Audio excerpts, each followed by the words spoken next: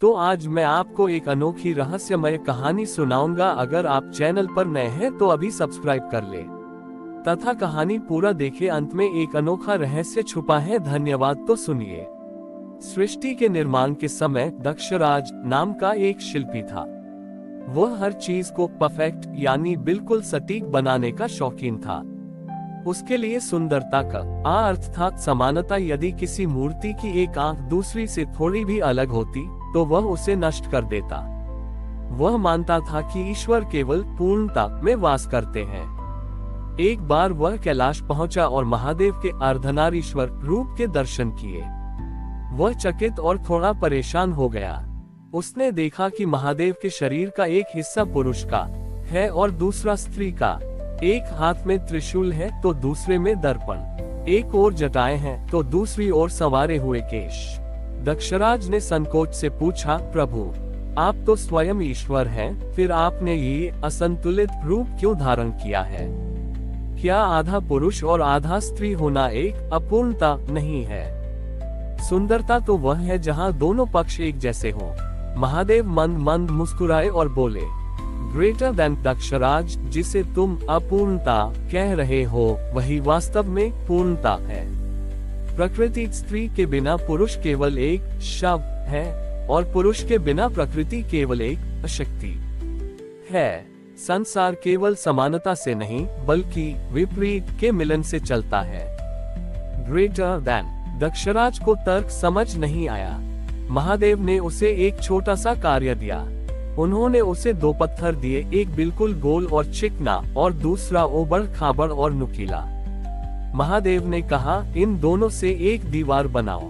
दक्षराज ने देखा कि जब उसने गोल पत्थरों को एक दूसरे के ऊपर रखा तो वे बार बार फिसलकर गिर जाते थे। लेकिन जब उसने नुकीले और उबड़ खाबड़ पत्थर को गोल पत्थर के खांचे में बिठाया तो वे मजबूती से जुड़ गए। महादेव ने समझाया, दक्षराज, ये संसार इसलिए टिका है क्योंकि यहाँ हर कोई थोड़ा सा अधूरा है। तुम्हारी कमी दूसरे की खूबी में फिट बैठती है। यदि सब एक जैसे पूर्ण होते तो कोई किसी से जुड़ ही नहीं पाता।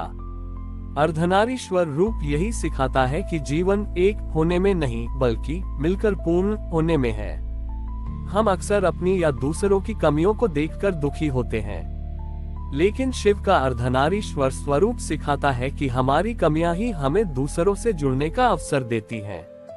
प्रेम और समाज तभी संभव है जब हम स्वीकार करें कि हम अकेले अधूरे हैं और साथ मिलकर ही पूर्ण हैं। दक्षराज की आंखों से भ्रम का पर्दा गिर गया। उसे समझ आया कि वह अब तक केवल बाहरी ढांचों को देख रहा था, जीवन के सार को नहीं। लेकिन उसके मन में एक और प्रश्न उठा। उसने पूछा, प्रभु यदि परस्पर विरोधी तत्व ही पूर्णता लाते हैं तो मनुष्य के भीतर जो संघर्ष चलता है, जैसे मन और बुद्धि का या दया और न्याय का, उससे कैसे सुलझाया जाए? वहाँ तो वे एक दूसरे को काटते हैं। महादेव ने उसे अपने अर्धनारीश्वर रूप के मध्य भाग की ओर ध्यान केंद्रित करने को कहा, जहाँ पुरुष और स्त्री के अंग एक दूसरे में विलीन हो रहे थे। महादेव बोले, ग्रेटर देन दक्षराज, ये संघर्ष तब तक है जब तक तुम उन्हें दो अलग शक्तियां मानते हो। जब बुद्धि पुरुष में करुणा स्त्री का वास होता है तो वह विवेक बन जाती है, और जब करुणा में दृढ़ता का वास होता है तो वह धर्म बन जाती है। संघर्ष को खत्म मत करो, उनका विवाह करा दो। Greater than. महादेव ने दक्षराज को एक अंतिम अनुभव देने के लिए उसे एक सूखे जंगल में भेजा। वहाँ एक छोटी सी नदी बह रही थी जो चट्टानों से टकराकर शोर कर रही थी। दक्षराज ने देखा कि जहाँ पत्थर कठोर थे वहाँ पानी अपना रास्ता बदल लेता था और जहाँ पानी धीमा होता वहाँ काई जम जाती थी। दक्षराज ने वहाँ के आदिवासियों को देखा। पुरुष शिकार पर जाते थे और स्त्रियां बच्चों का ध्यान रखती थी। एक दिन भीषण बाढ़ आए। पुरुष अपनी शक्ति से बांध बनाना चाहते थे पर पानी का वेग अधिक था। स्त्रियां अपनी ममता से बच्चों को बचाना चाहती थीं, पर उनके पास उतनी शारीरिक शक्ति नहीं थी। दक्षराज ने उन्हें पास बुलाया और महादेव की सीख सुनाई। उसने पुरुषों को अपनी शक्ति के साथ स्त्रियों की योजना और धैर्य को जोड़ने को कहा। पुरुषों ने पत्थर उठाए और स्त्रियों ने अपनी सूझबूझ से उन पत्थरों के बीच की दरारों को मिट्टी और घास से भर दिया। वह बांध जो पहले बार बार टूट रहा था अब अडिग खड़ा था। दक्षराज चिल्ला उठा, यही है अर्धनारीश्वर।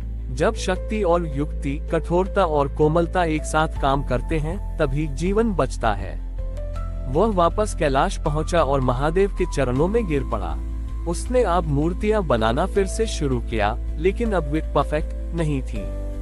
उसने ऐसी मूर्तियां बनाई जिनमें एक तरफ खुरदरापन था और दूसरी तरफ चमक। उसने दिखाया कि कैसे एक पेड़ की टेढ़ी मेढ़ी टहनियां भी आकाश के नीलेपन के साथ मिलकर एक सुंदर दृश्य बनाती हैं।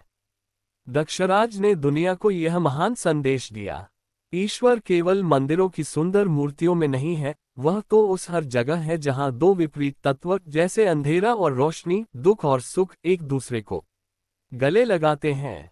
हमारे भीतर का अधूरापन कोई दोष नहीं, बल्कि हमारे विकास की संभावना है। जिस दिन हम अपने भीतर की कठोरता पुरुष तत्व को कोमलता स्त्री तत्व के साथ संतुलित कर लेंगे, हम स्वयं महादेव के अर्धनारीश्वर स्वरूप के दर्शन कर लेंगे। हमारी और भी आध्यात्मिक एवं अनोखी कहानियां देखने के लिए हमारे चैनल पर जाएं तथा धार्मिक एवं पौराणिक अनोखी कहानियां हमारे चैनल पर है। कृपया जाके देखें तथा हमारे चैनल को सब्सक्राइब करके रखें और वीडियो लाइक जरूर करें। धन्यवाद।